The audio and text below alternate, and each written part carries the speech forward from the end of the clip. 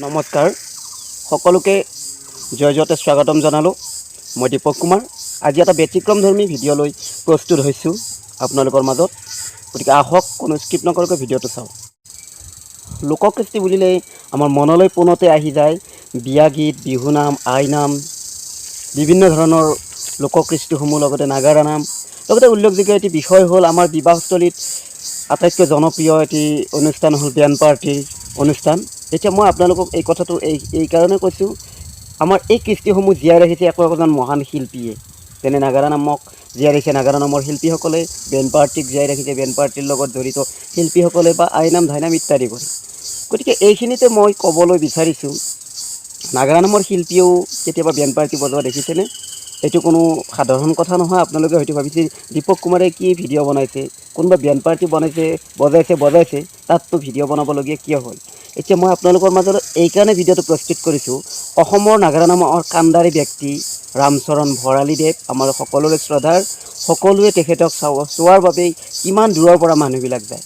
আৰু সেইজন ব্যক্তিয়ে যোৱা 8 তাৰিখে আমাৰ সদৌ অসম নাগাৰা নাম সংঘৰ প্ৰাক্তন সম্পাদক অৰবিন্দ কুমাৰৰ কনিষ্ঠ ভাতৃৰ বিবাহত ৰাইজৰ আগত বেণ্ড পাৰ্টি প্ৰদৰ্শন কৰি যেনেদৰে আমোদ জগালে, তাতকৈ ভাল খবৰ কি হ'ব পাৰে আপোনালোকৰ বাবে? এতিয়া মই এইকাৰণে ভিডিঅ'টো বনালোঁ, আপোনালোকে যিমান মহান নহওক সাধাৰণ মানুহৰ লগত এনেকৈ সংগ দিলে সকলোৱে ভাল পায়। গতিকে এই ভিডিঅ'টোৰ জৰিয়তে মই সকলোকে আহ্বান জনাইছোঁ, কোনো এজন মহান, কোনো এজন নিজকে বহুত ডাঙৰ ব্যক্তি বুলি নাভাবে এই ৰামচৰণ ভৰালীদেৱৰ দৰে সকলোৱে আনকো সহযোগ কৰি আগুৱাই নিলেহে আমাৰ লোককৃষ্টিটো জীয়াই থাকিব। আৰু তেওঁৰ লগত সংগ দিছিলে তেওঁৰে শিষ্য পংকজ তালুকদাৰ, মণিৰাম কলিতা, লগতে জনপ্ৰিয় নাগাৰা বাদক কৈলাশ ডেকা দাদাই। গতিকে সকলোলৈকে মোৰ ফালৰ পৰা আন্তৰিক ধন্যবাদ জ্ঞাপন কৰিছোঁ।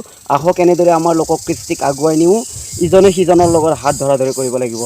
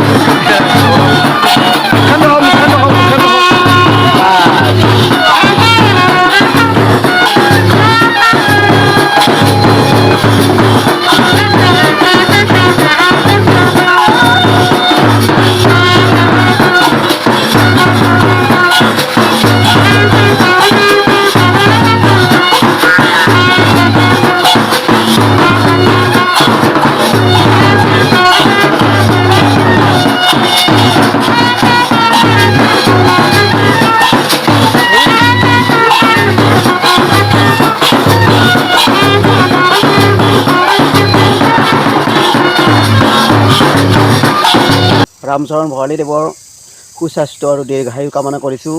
মই ঈশ্বৰৰ ওচৰত প্ৰাৰ্থনা জনাইছোঁ, এজন মহান ব্যক্তিয়ে যাতে মৃত্যুৰ আগমুহূৰ্তলৈকে এনেদৰে অসমৰ লোককৃষ্টিক বিশ্বৰ দুৱাৰৰ দলিত উপনীত কৰি থাকিব পাৰে। তেখেতৰ হাস্যৰসাত্মক যিবিলাক কলা কৌশল আমি চাই খুবেই সুখী। গতিকে এইখিনিতে মোৰ অন্তৰৰ পৰা তেখেতক ধন্যবাদ জনাইছোঁ। তেখেতে এনেদৰে আগুৱাই যাওক, অসমৰ সাধাৰণ মানুহবিলাকক এনেদৰে সংগ দি যাওক, যেনে এক উদাহৰণ হৈ ৰৈ যায়। পুনৰবাৰ আপোনালোকক ধন্যবাদ জ্ঞাপন কৰিছোঁ ভিডিঅ'টো ইমান সময় চোৱাৰ বাবে। আকৌ এবাৰ অনুৰোধ কৰিছোঁ, ভিডিঅ'টো চাই কেনে পালে অনুগ্ৰহ কৰি লাইক কমেণ্ট কৰিব, আৰু চেনেলত যদি নতুনকৈ আহিছে অনুগ্ৰহ কৰি ছাবস্ক্ৰাইব কৰি মোৰ চেনেলটোকো আগুৱাই যোৱাত সহায় কৰিব বুলি আশা কৰিছোঁ। ধন্যবাদ। জয় আই অসম।